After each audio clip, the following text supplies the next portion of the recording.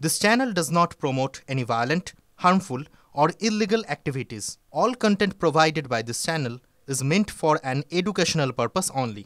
পুজোর আগে কেমন আছে কলকাতার রাস্তা ও আলো? আগামী সোমবার রাতে কলকাতা পুরসভার শীর্ষ আধিকারিকদের নিয়ে শহরের পথঘাটের অবস্থা দেখতে বেরোবেন mayor. Fair and bright night and day cream stock থাকবে ব্রাইট সারাদিন, পলিউশন ফ্রি, ঠিক যেন রাতের ফোঁটা সাদা ফুল। সারাদিন হ্যাপি ব্রাইট স্কিন। জুনিয়র চিকিৎসকদের ফের হুঁশিয়ারি দিলেন হুমায়ুন কবির। 50 জন ডাক্তারকে ঘরে ঢুকিয়ে দিতে সময় লাগবে না, হুঙ্কার ভরতপুরের তৃণমূল বিধায়কের। এখন জেলে পুরুক, তারপর জেল থেকে বেরিয়ে কি হয় দেখিয়ে দেবো, হুমকি হুমায়ুন কবিরের।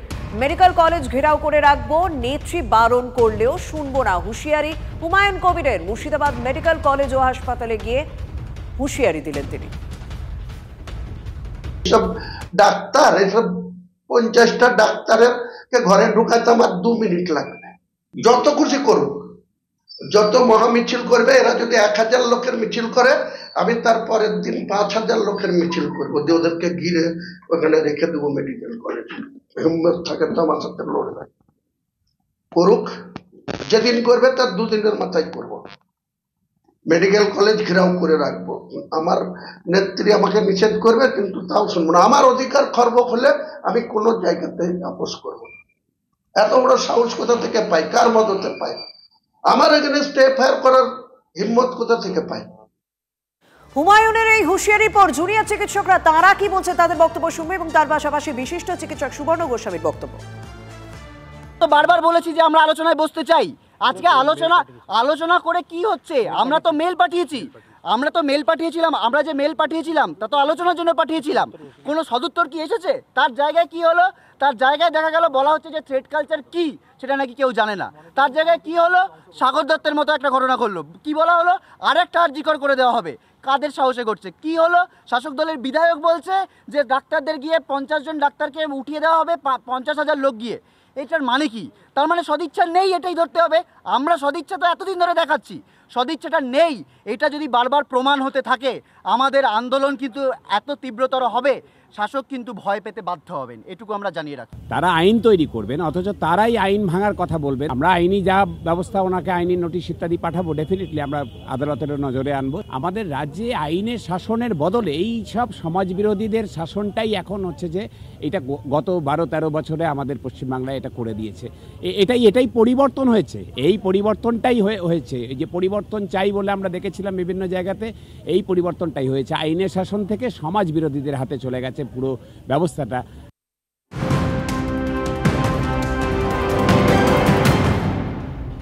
1 বছর পর চাল রপ্তানির উপর নিষেধাজ্ঞা প্রত্যাহার কেন্দ্রের। চালের রপ্তানি শুল্কও কমিয়েছে কেন্দ্র। রপ্তানি শুল্ক থেকে 20 থেকে কমিয়ে করা হলো 10%।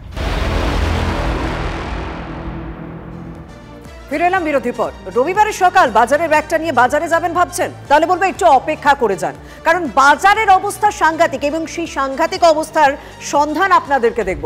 পুজোর মুখে পকেট পুড়ছে, কারণ সবজির দাম হু হু করে বাড়ছে।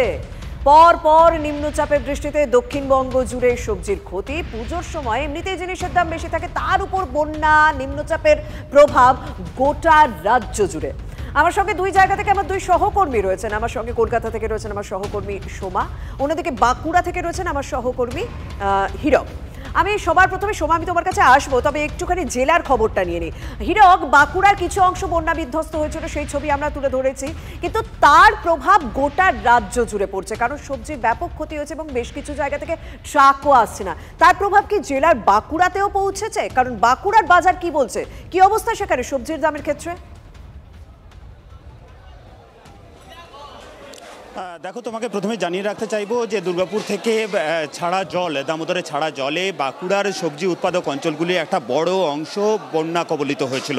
শুধু তাই না, তার পাশাপাশি বাঁকুড়ার উপর দিয়ে বয়ে যাওয়া অন্যান্য নদীগুলির জলেও কিন্তু বন্যা কবলিত হয়েছিল সবজি উৎপাদক অঞ্চলগুলি। তার ফলে শুধু গ্রীষ্মকালীন সবজি ক্ষতিগ্রস্ত হয়েছে তাই নয়, তার পাশাপাশি ফুলকপি, বাঁধাকপি, এই সমস্ত শীতকালীন সবজি, সেই সবজি চাষও ব্যাপকভাবে ক্ষতিগ্রস্ত হয়েছে এবং তার ব্যাপক প্রভাব পড়েছে বাঁকুড়া বাজারে। আমি এই মুহূর্তে দাঁড়িয়ে রয়েছি রয়েছি বাঁকুড়া পুরসভা বাজারে, এবং পুরসভা বাজারে তোমাকে দেখাতে চাইবো যে সমস্ত ধরনের সবজি, একেবারে ওল, গাজর, করলা, পেঁপে, কাঁকরোল থেকে শুরু করে টমেটো, ফুলকপি, বাঁধাকপি, প্রত্যেকটি সবজির আমদানি যথেষ্ট পরিমাণে কমেছে।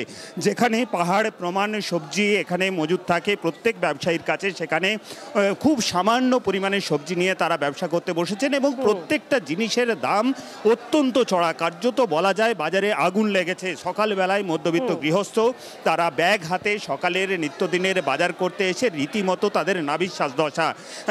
প্রত্যেকটা জিনিসের দাম 40 টাকা, 50 টাকা, 60 টাকা থেকে শুরু করে কাঁচা লঙ্কা সেখানে প্রায় 200 টাকা কিলো দরে বিক্রি হচ্ছে। দাদা একটু কথা বলি, বলছি সবজির দাম কীরকম? সবজির দাম খুব বেশি এখন। কি কিনলেন সকাল থেকে? সকাল থেকে ভেন্ডি, টমেটো, তারপরে উচ্ছে, তারপরে হচ্ছে পটল। প্রত্যেকটা জিনিসের দামই কি? হ্যাঁ, এখন একটু চড়া হয়েছে, আগে একটু কম ছিল, এখন একটু চড়া হয়েছে। স্বাভাবিক, এখন একটু দাম চড়া, কারণ পুজোর আগে তো জিনিসপত্রের দাম বাড়বে, সেটা স্বাভাবিক, কিন্তু একটা নিম্নচাপের প্রভাব রয়েছে। যদি বাঁকুড়ার বাজারের এই অবস্থা হয় তাহলে তো কলকাতার বাজারের অবস্থা সাংঘাতিক। সোমা, তুমি যেখানে রয়েছো সেখানে কি বলছেন ক্রেতা বিক্রেতারা?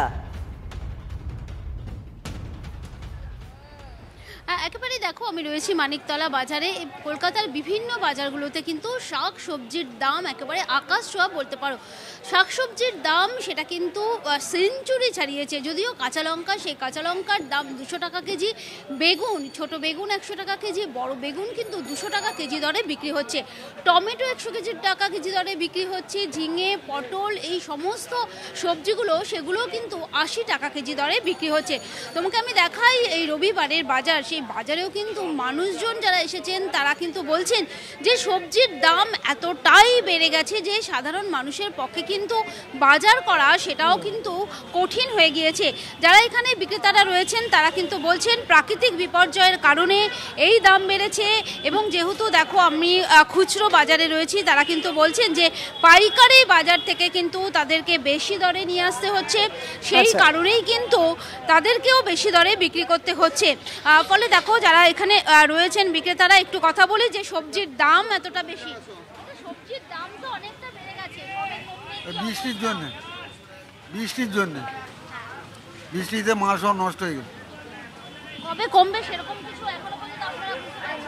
এখন 1-1.5 মাস।